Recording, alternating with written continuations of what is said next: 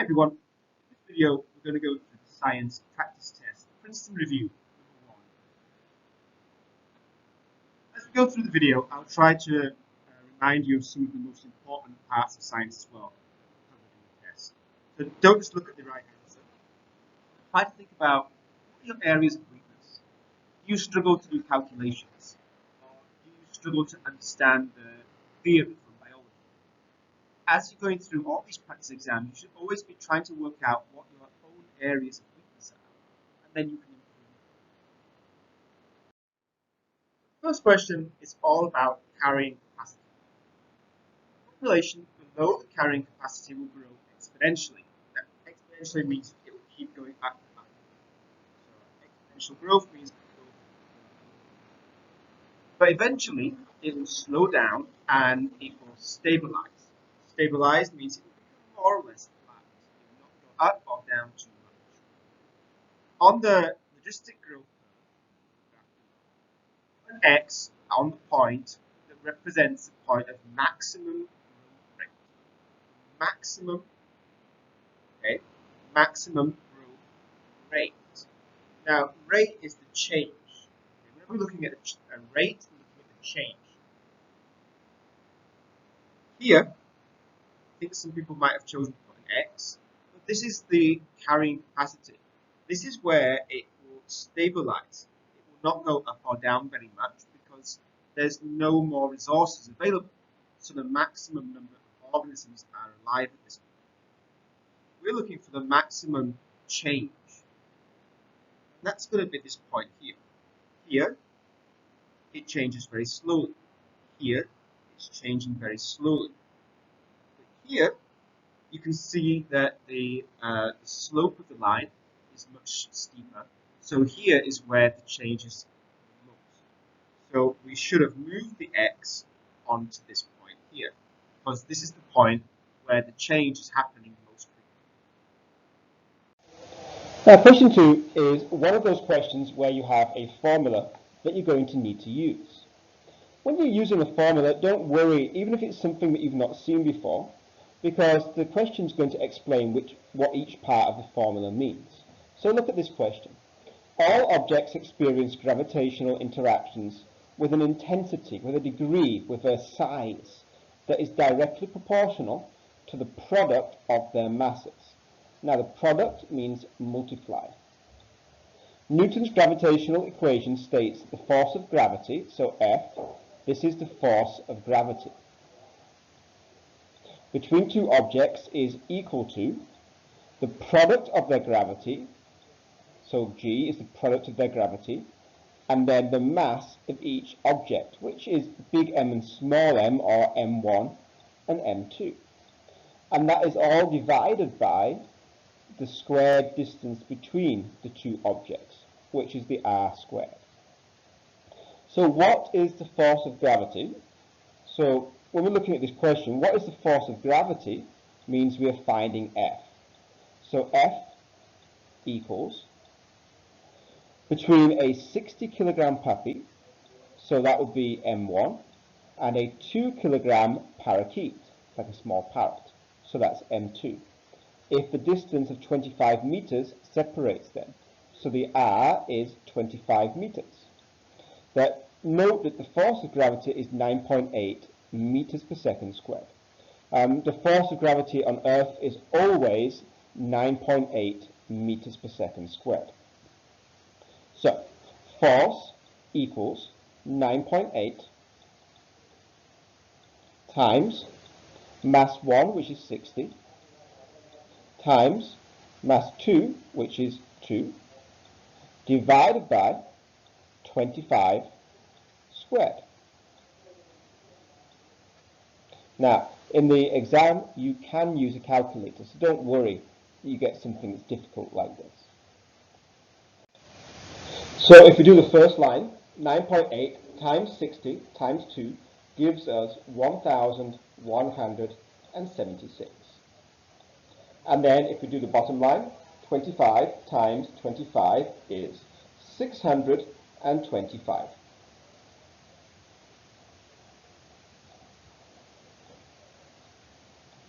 At this point, we could even do it in our heads. 625 times 2 would give us 1,250. So the answer needs to be less than 2. So the only one that is less than 2 is answer A.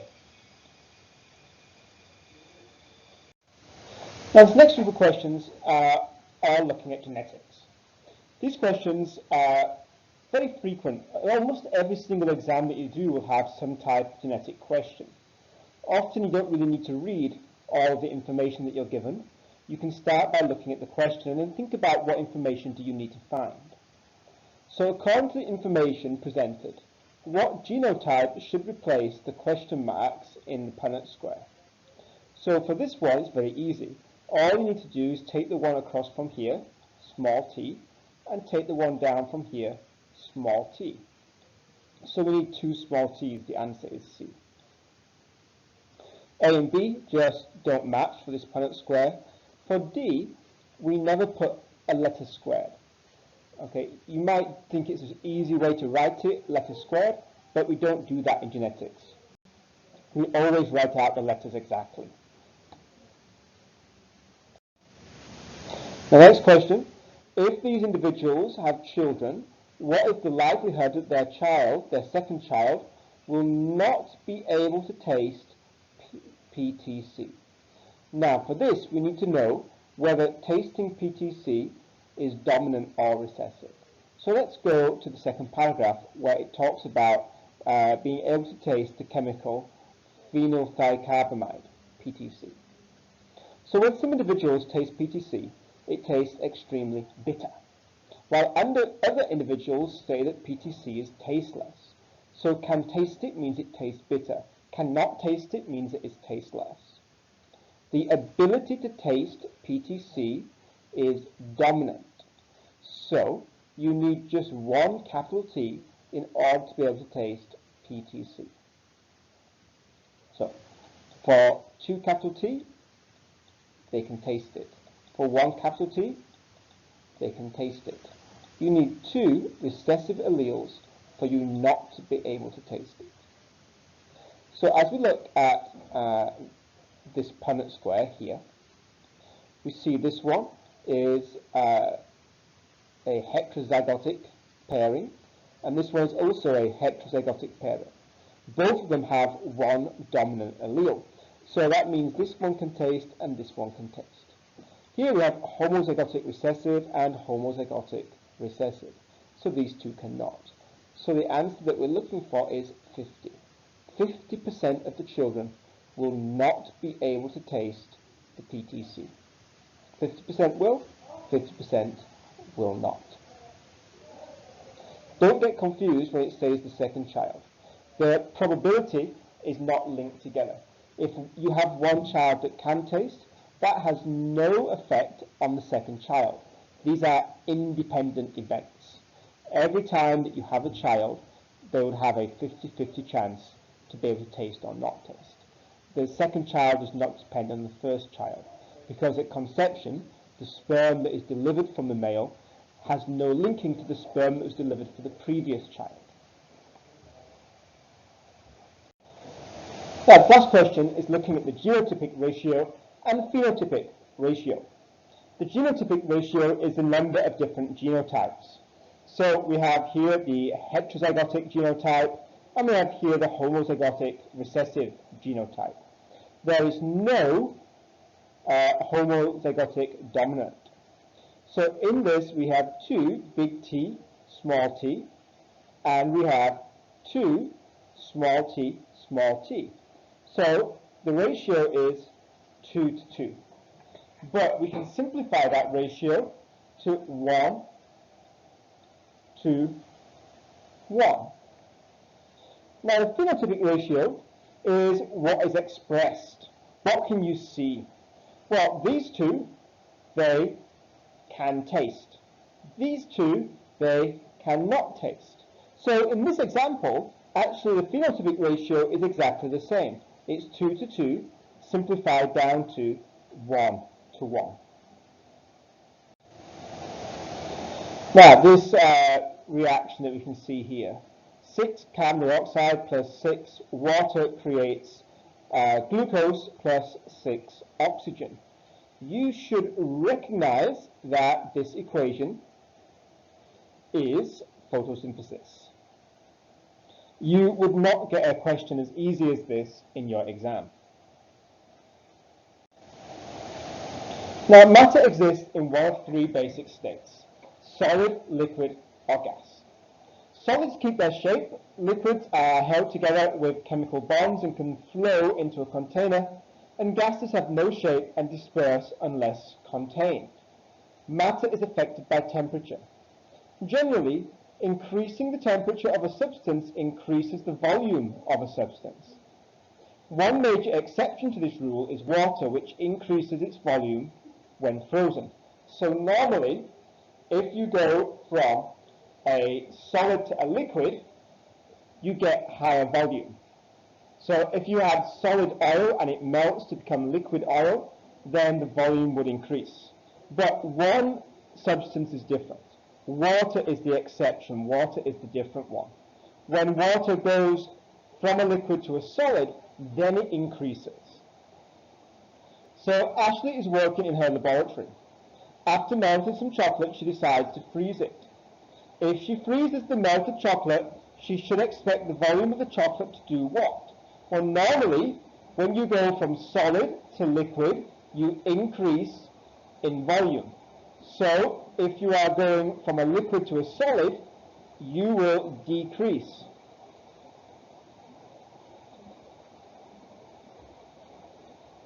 Ashley then decides to melt an ice cube. Well, an ice cube is the exception, it's water. If she allows the ice cube to melt, she should expect the volume of the liquid to decrease, because water is the exception. Water increases in volume when it goes from a liquid to a solid. So it would decrease in volume when going from a solid back to a liquid. For this next group of questions, we have information about bacterial meningitis and a graph showing the cases of bacterial meningitis in the United States between 2012 and 2016. Bacterial meningitis is an infection that can cause permanent disabilities such as brain damage, learning disabilities, and even death.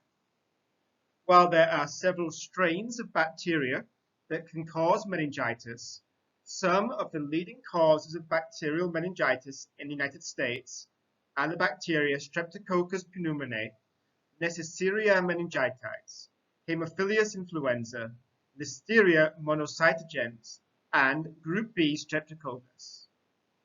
In the United States alone, these strains of bacteria are responsible for approximately 4,000 cases of meningitis and 500 deaths per year. While not as contagious as viruses that can cause the common cold or flu, bacterial meningitis can spread from person to person through respiratory and throat secretions. That means liquid from the throat or out of the breathing system, or by eating contaminated food. However, bacterial meningitis is not contacted through casual contact, such as being in the same room. So just being close next to somebody is not going to help you to catch meningitis. But maybe if you're kissing, then throat secretions can pass between your mouths. So you're more likely to get meningitis. So based on the information provided, bacterial meningitis could be contracted by all of the following except. Could be. Okay, so these are three of these ways you could get meningitis. Answer A, by eating meat that is infected with Listeria monocytogenes. Well, it does say eating contaminated food. So A is a possible way.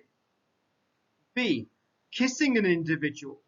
Well, throat secretions, liquid from your throat, from your mouth, can pass between two people when they kiss. So B would be another way.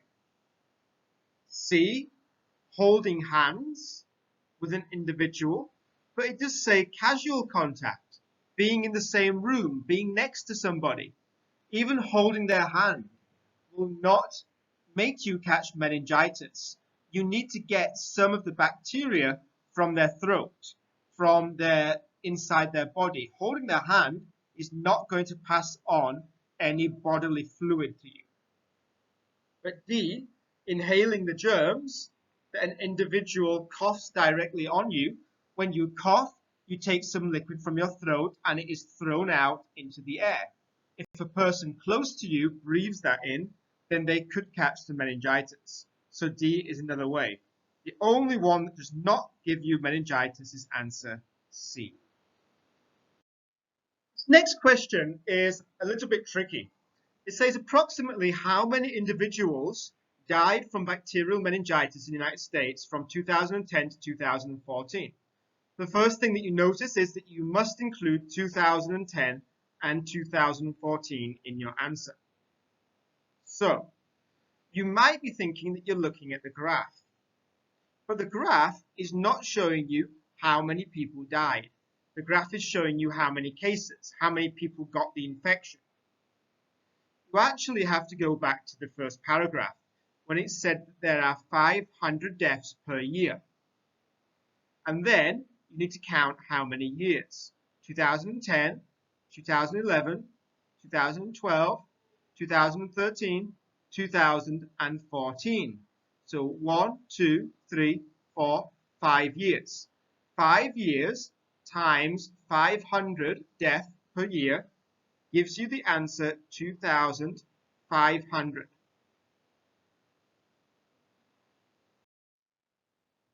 Which of the following statements is true regarding bacterial meningitis cases in the United States?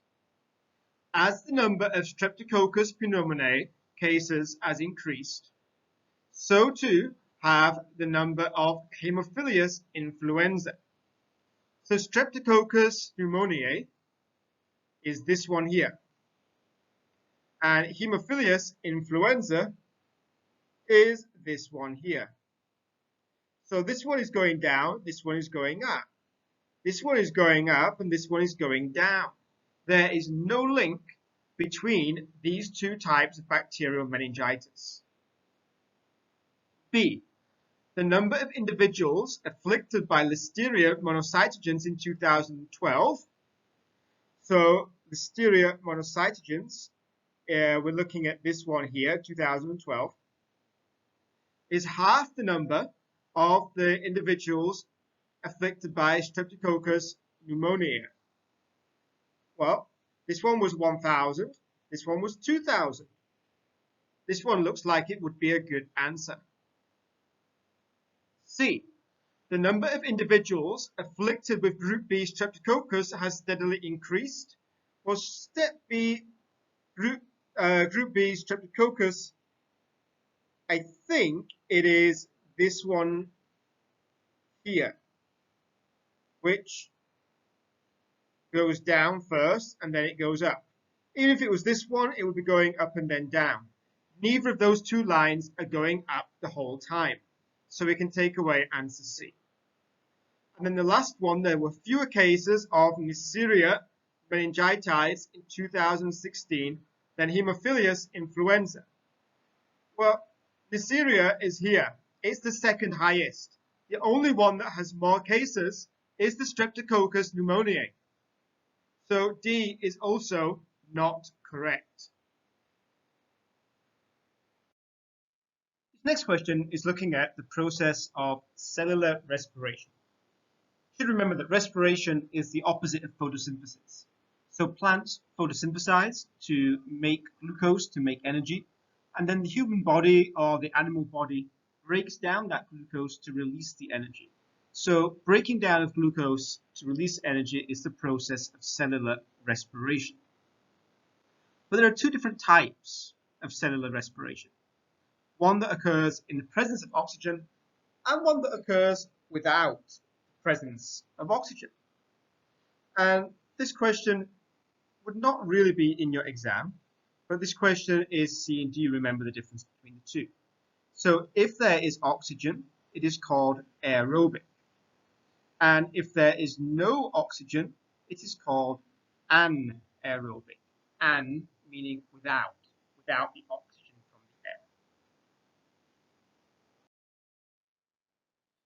In the circulatory system, arteries carry blood away from the heart. As the blood travels through the body, it presses against the walls of the artery. Blood pressure is the measure of how hard the blood is pushing against the walls of the arteries. Now, there's two types of blood pressure. There's the systolic pressure and there's the diastolic pressure. Now, what is the average diastolic pressure of the subjects? So, to work out the average diastolic pressure, we are only looking at these here. We don't want to look at the systolic pressure. And we need to add together all 5, and then we will have to divide by 5. So put those 5 numbers into your calculator, add them together, you'll get 442.6, and then you divide by 5, and you'll get the answer 88.52. 88.52. So the answer you're choosing is B.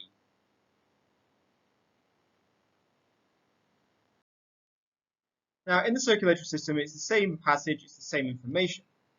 But now we're asked, what is the mean systolic pressure?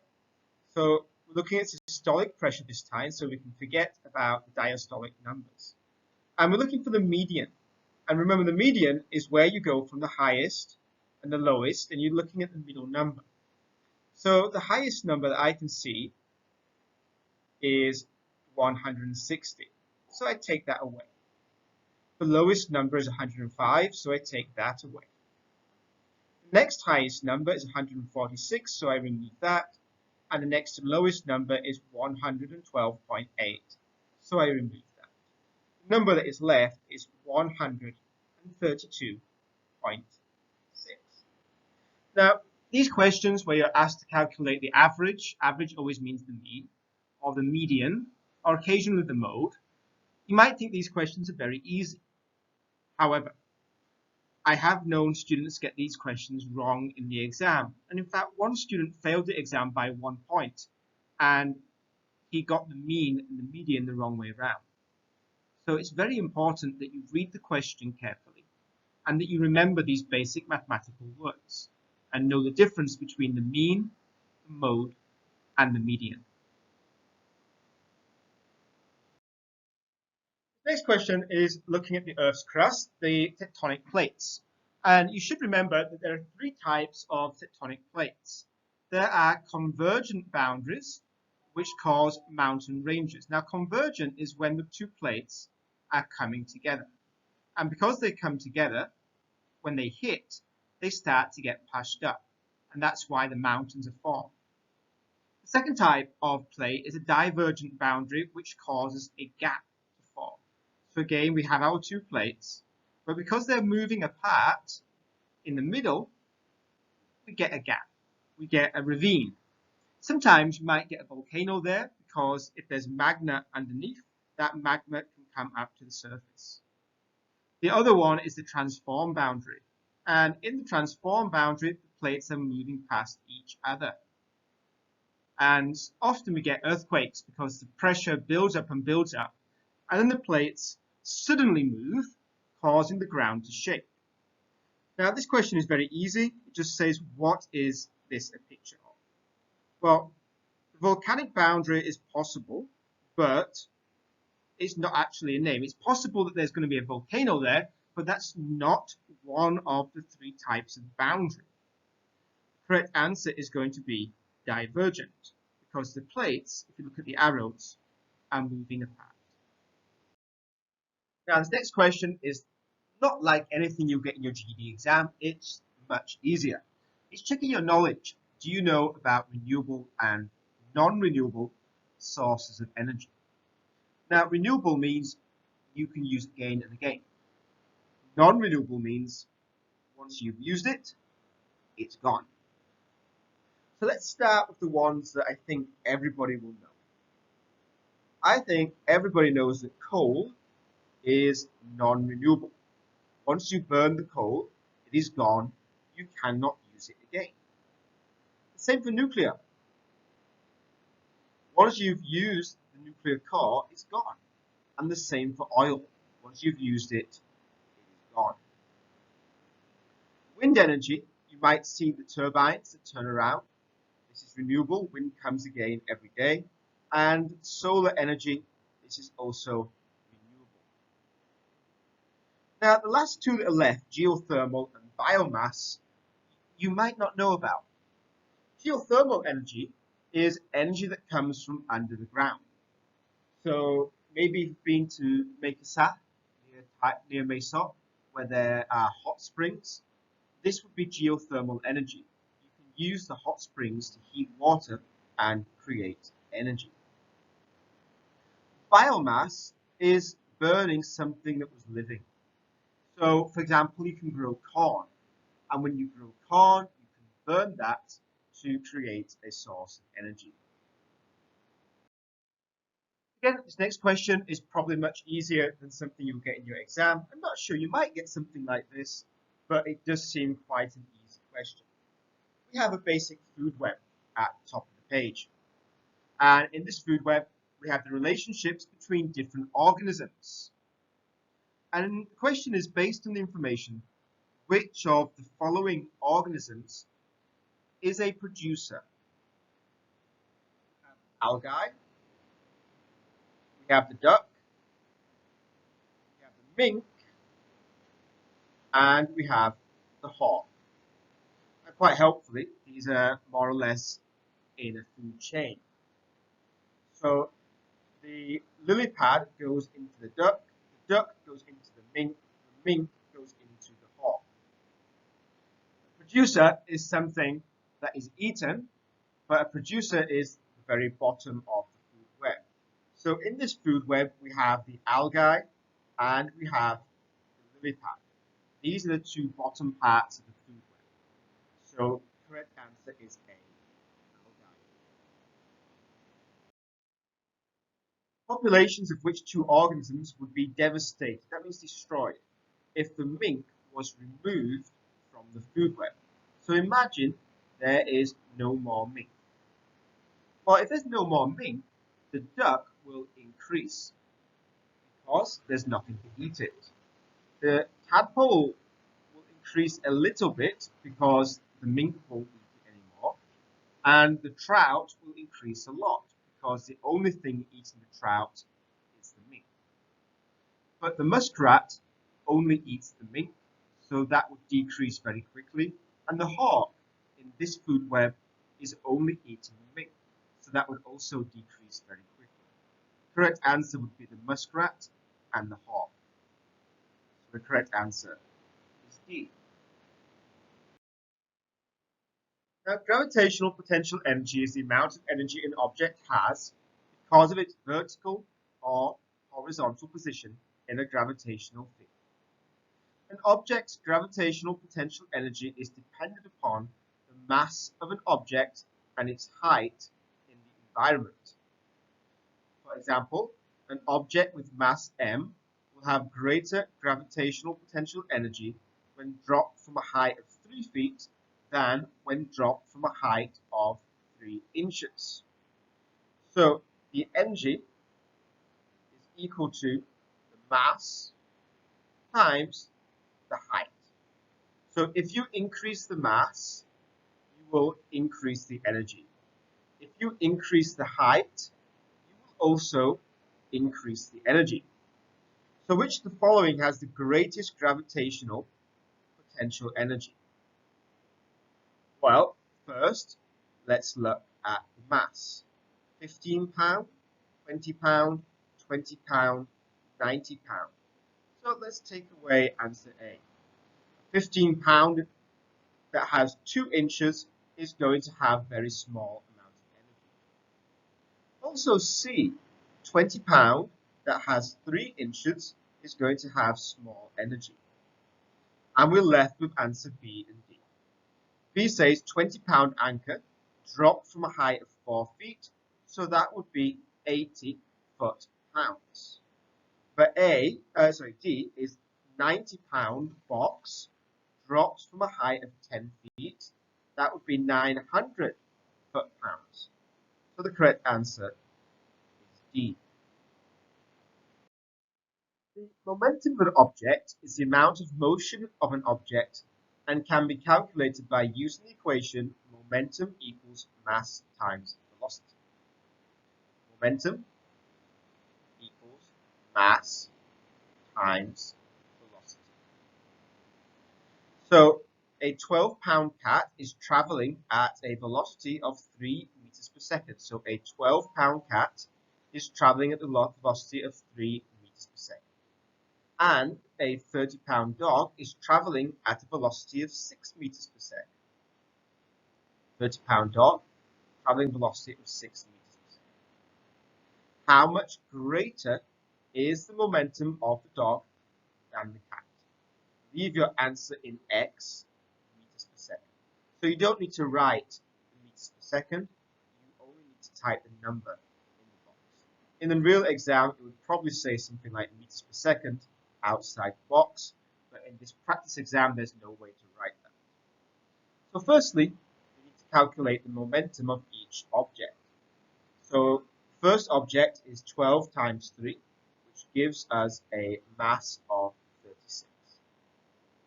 The second object is 30 times 6, and that would give a mass of 180. And then we need to subtract the 36 from the 180. So 180 minus 36 gives us 144. So the correct answer is 144.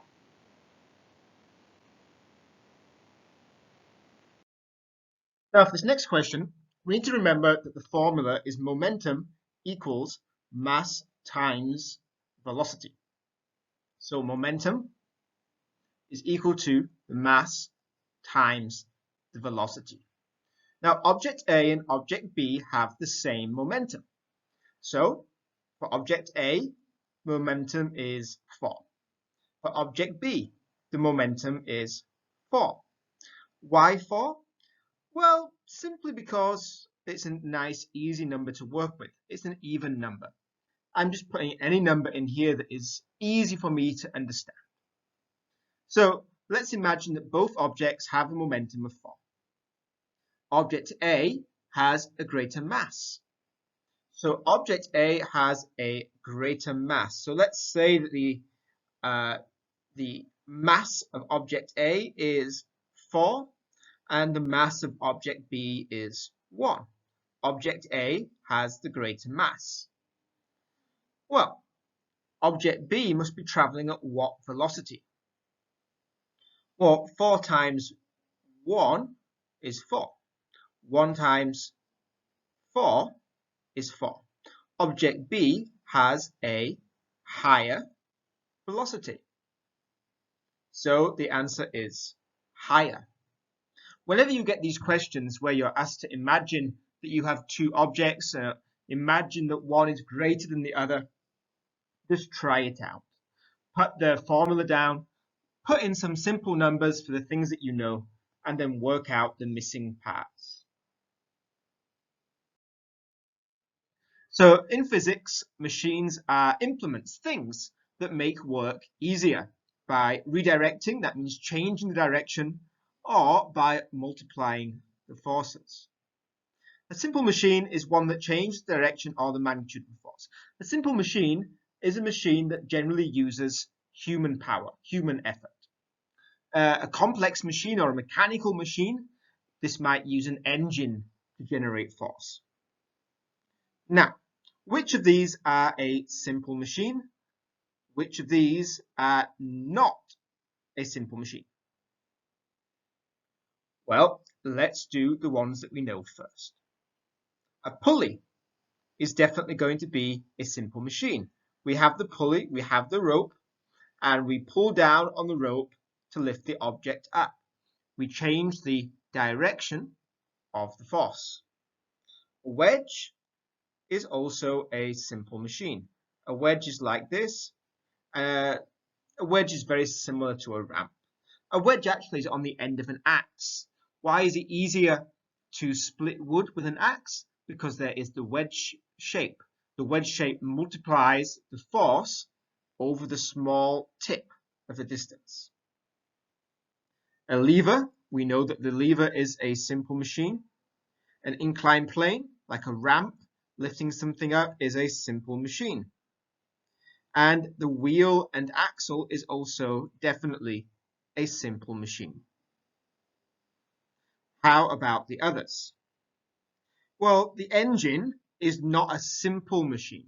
The engine is a machine, but it's not simple. The engine is a mechanical machine. A funnel might change the direction, but it does not change the force. It changes the direction of travel, but does not change the force. And the last three that we have left, we have the gear shift, the drill, and the screw. Well, the drill is a mechanical machine. It uses electricity. The gear shift, that's in the car, that's also a mechanical machine, not a simple machine. The screw is a simple machine. If you think about a screw, it goes like this all the way down. Instead of a nail, it goes like that. Because of the screw ridge, that ridge is like an inclined plane. You are multiplying the force by the distance of that road that is going all around the screw. That's why the screw is a simple machine. It multiplies the force. Now, not all rocks are the same. There are three main types of rock. They are sedimentary, metamorphic, and igneous. The things that you should really remember are igneous rocks are formed with a lot of heat when molten rock cools and hardens. Sedimentary rock are formed over a long period of time with pressure. The rivers will move the sediment away, and over time the layers of sediment will push down, and the weight of all of the sediment pushing down creates pressure. So igneous rock is about heat, and sedimentary rock is about pressure. Metamorphic rock is about heat and pressure together. So if there's only heat, you're looking at igneous, only pressure, you're looking at sedimentary. Because it's looking at rock that cools down, talking about magma, well, it comes to the surface from a volcano. So we often find igneous rocks near volcanoes. Because sedimentary rock is formed in layers with soil, sand, etc. falling down year by year, this can sometimes contain fossils. If a dead plant or dead animal falls in here, then other soil will cover it, and over time that you can make a fossil. Now, marble is formed over time when exposed to extreme heat and pressure below the Earth's surface. Well, metamorphic rocks are under the surface. So below the surface, under the surface. And then we have intense heat and pressure, and we have extreme heat and pressure. So we can match those two phrases to the information about metamorphic rocks. So the correct answer is D, metamorphic.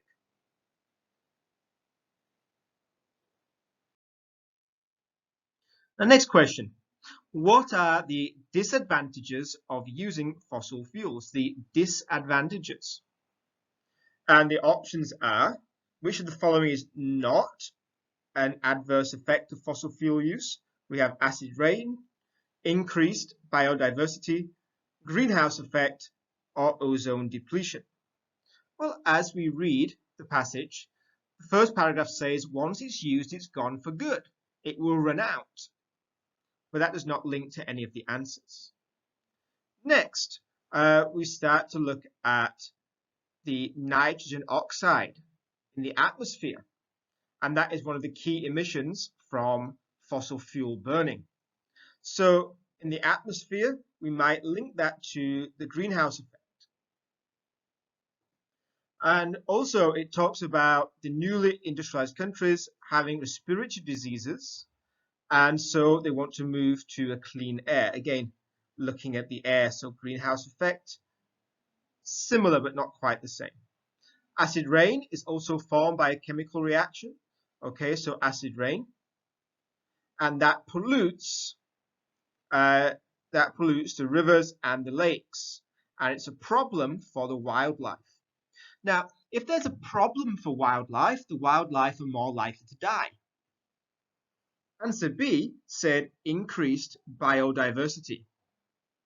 Increased biodiversity? Well, no.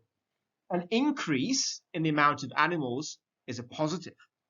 But this said it would be a negative, it would be a problem for the wildlife. Therefore, the answer is B. This is not going to be a bad effect of fossil fuel use. Ozone depletion is not really mentioned in this passage. This question is a little bit difficult. If a given wave cycles 360 times in a minute, what is the period of the wave? So we want to know what is the period. And we need to look at this second paragraph to find the way to calculate the period. The frequency of a wave is equal to the number of times a wave cycles in a second. So the wave cycles in a second. And the period of the wave is the time it takes for a single wave to cycle. So the frequency and the period are inversely related. So the frequency of a wave is 1 divided by the period, and the period is equal to 1 divided by the frequency. This is what we're going to be using. But first, we need to know what is the frequency. Well, the frequency is the number of times that a wave cycles in a second. We know that this cycles 360 times in a minute. So 360, but we want to know in 1 second. Well, there are 60 seconds in a minute. So we need to say 360 divided by 60, which would give us that the frequency is 6 times per second. Now, the period is equal to 1 divided by the frequency. We know that the frequency is 6, so we bring the frequency down. So the period is 1 divided by 6. The correct answer is B.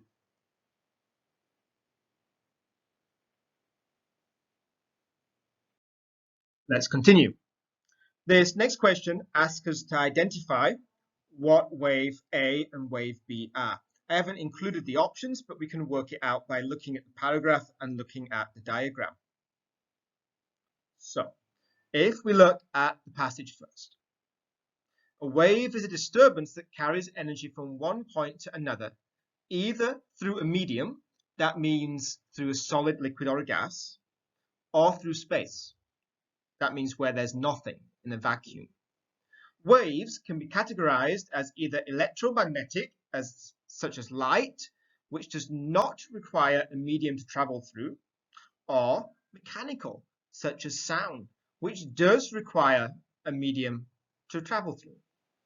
Mechanical waves can be further categorized as either transverse waves or longitudinal waves. Now, this is the section that we need to read carefully. Mechanical waves, waves that do require a medium to travel through, waves that do need a solid, liquid, or a gas to travel through, can either be transverse or they can be longitudinal. So what's the difference?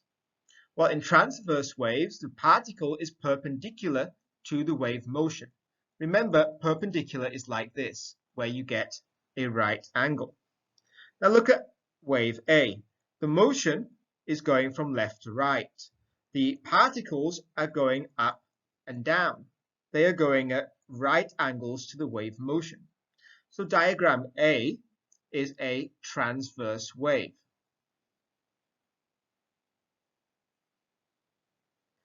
And then on to diagram B. A longitudinal wave is when the particle motion moves in the same direction as the wave motion. Here we have the particles moving left and right. Here we have the wave motion going from left to right. So this is a longitudinal wave.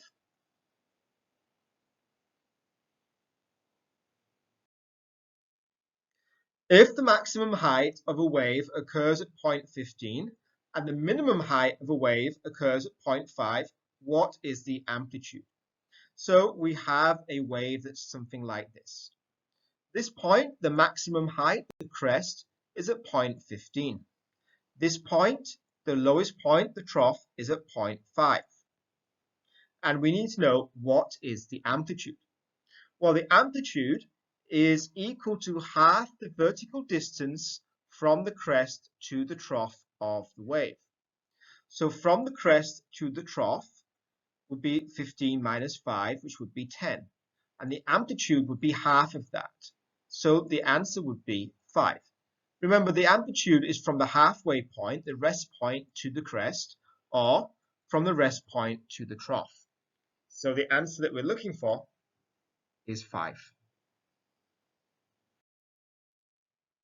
Now, the result of combining two elements through a chemical interaction is what? Well, it cannot be an element because an element is only made from one thing. So take away answer B. A mixture is something that can be separated very easily. For example, salt and water. If we mix salt and water in a cup and then we add heat, the heat can evaporate the water and the salt will be left behind. That's why it's a mixture. And a solution is a special type of mixture, maybe like coffee, where the particles are separated equally all the way through the mixture. But a compound is where you join two things chemically. For example, if we join hydrogen and oxygen together, we get a new substance. We get water. And that is chemically bonded, joined together, and it cannot be separated. So a compound is the correct answer. Which of the following organelles is responsible for making, processing, and packaging proteins? Well, we should know it's not going to be the nucleus. The nucleus is storing the DNA. It is the control center of the cell. The mitochondria is creating energy in the form of ATP. There is the idea of creating something, but it's not creating proteins. It is creating energy. So mitochondria is not correct. The lysosomes are not given in this information. The Golgi apparatus packages protein. So we have the protein and we have the packaging. So answer D is the correct answer. For these four options, the Golgi apparatus is the only one that mentions the word protein. So that has to be the correct answer.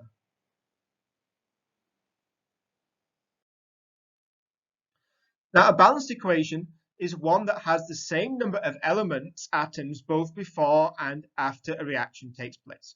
Remember the law of conservation of matter. Matter is never created or destroyed. It just changes form. So if 8 atoms go into the reaction, 8 atoms must also come out of the reaction. So with this, let's start by looking at how many things we have on each side. We have 1 calcium. The OH2 is 2 of those. So we have 2 oxygen and 2 hydrogen. We have another hydrogen and we have another chlorine. And then on this side, we have 1 calcium. We have 1 chlorine. We have 4 hydrogen. We have 2 hydrogen times 2, which is 4. And we have 1 oxygen times 2, which is 2. So if we look, the calcium is the same on both sides. The oxygen is 2 on both sides. So that's why we're not going to change anything here, and we're not going to change anything here. Even if we could, we would not want to. But we have on this side 1, 2, 3 hydrogen. On this side, we have 4 hydrogen. So we need to put 2 here. Now we have 2 hydrogen, but we also have 2 chlorine. So we would need to put a 2 here. So to balance the equation, we need the number 2 both times.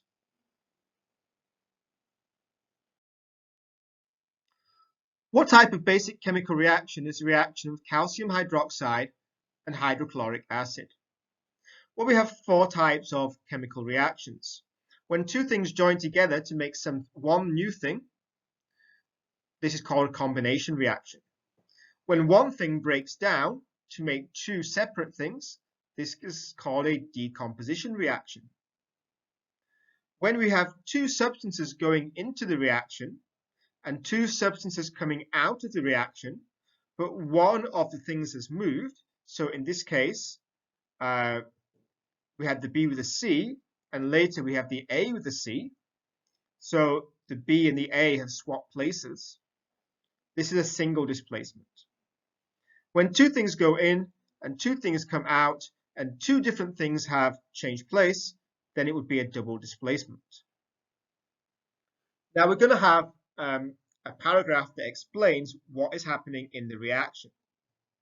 Calcium hydroxide, commonly known as an antacid, is used to neutralize hydrochloric acid or stomach acid. So we start with calcium hydroxide and we're joining it with hydrochloric acid.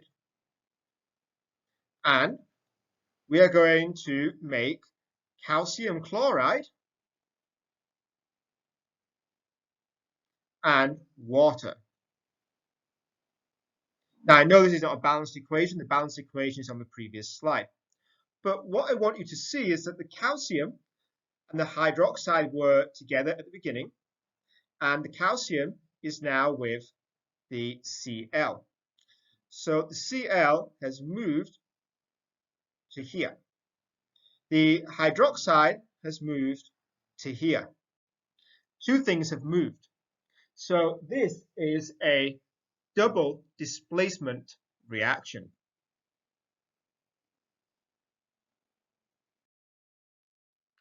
Now, the image shows an animal cell drag the X onto the organelle. The organelle is the part of the cell that is composed of a phospholipid bilayer with receptor and transport proteins and is responsible for maintaining the intracellular environment. Key here is responsible for maintaining the environment. Which part of this is responsible for maintaining the environment? Well, the answer is the plasma membrane. The plasma membrane allows things to come in and allows things to come out. It's responsible for making sure that not too much comes in and not too much goes out. The membrane is responsible for the internal environment. Now, which of the laws above explains why an equal volume of chlorine gas and carbon dioxide at the same temperature must have the same number of molecules? So the things from the question that we're looking for are equal volume, same temperature, and the same number of molecules. And we have 4 options. Avogadro's law, which is number 5. The Gay-Lussac's law of gaseous volumes, which is number 4. The law of conservation of mass is number 1. And the law of definite proportions is number 2. Well, the law of conservation of mass, is that matter can never be created nor destroyed. It's not about the same temperature. It's not about the same number of molecules. So let's take away number C, option C. Now we have Gay-Lussac's law of gaseous volumes. We have the law of definite proportions. Proportion, how much, might be an option. So let's have a look at that next. Joseph Proust, a French chemist, stated that the proportion of elements by weight in a given compound will always remain exactly the same. So we're looking at the proportion of the elements. So for example, in CO2, the proportion of carbon and oxygen.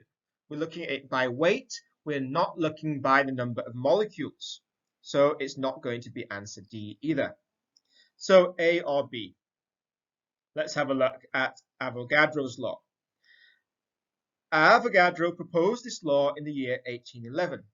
It stated that under the same condition of temperature and pressure, so same temperature, an equal volume of all gases contains an equal number of molecules. Okay, same number of molecules, equal volume, and same temperature. All three of these key parts of the question are mentioned by Avogadro's law. Even if you don't fully understand what that means, you can answer the question. And that's a key thing. Sometimes in an exam, when you get a long passage, you might not understand everything that the passage is talking about.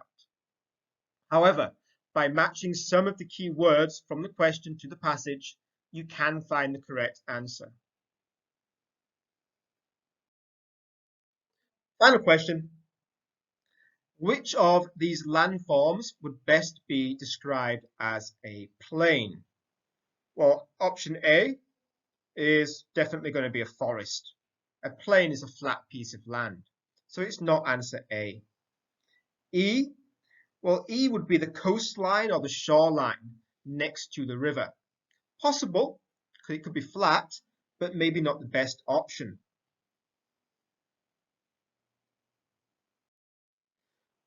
F, you're supposed to guess that this here is going to be the ocean. Okay, I know it's not easy to guess that, but that's what the person who made the exam thought you would guess. So the area next to the ocean is going to be the beach. So it's definitely not going to be F. Q, this looks like a field. It looks like a long area of flat land. And a plain is a piece of flat land. So the correct answer is D. Now, I know that this is not an ideal exam. Some of these questions are very similar to what you would get in the real exam. Some of them are based too much on knowledge. I'm sorry about that, but the textbook isn't exactly matched to the exam style questions that you will get. But it is good practice. It's good for you to see which areas of science you are weak in. It's good for you to practice your reading skills. It's good for you to practice your equation answering skills. Equations are definitely going to come up in your exam. You will have to do some calculations. You will have to do some things about genetics. These are just two things that will always come up, along with the scientific method, finding the weakness in experiments, calculations, looking at the mean or the average. All of these things will be in your exam. So try to focus on those and use these exams to help you find the areas that you still feel quite weak in. Okay, o sulla sai cod'è.